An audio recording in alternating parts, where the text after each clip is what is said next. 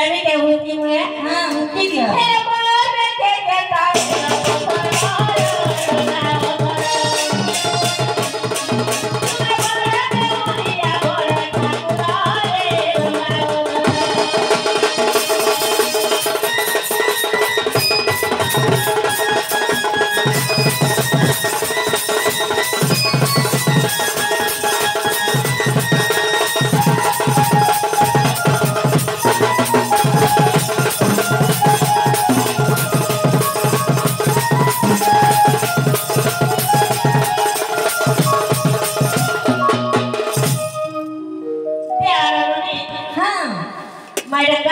बोलছে মালু ধরে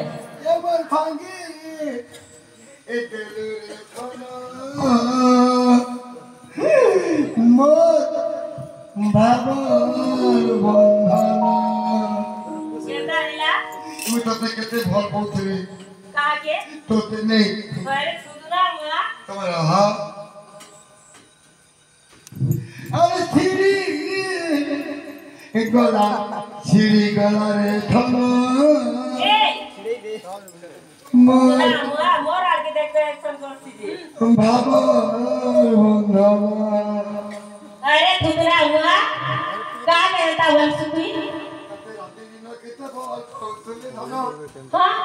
কথা ভাবে ভাবে তিরতি দেই গলা ढेला मोहा दे आरनी हे मां तुम्हें नौकरा घर के डाकले थे नाचले हता ले डाक दमा हां डाक दिनालो मकरा ओ करिलो मा करो वाह के हो चली वाली बोल ये আমার বাড়ি আরে তাইতে ও করছ हता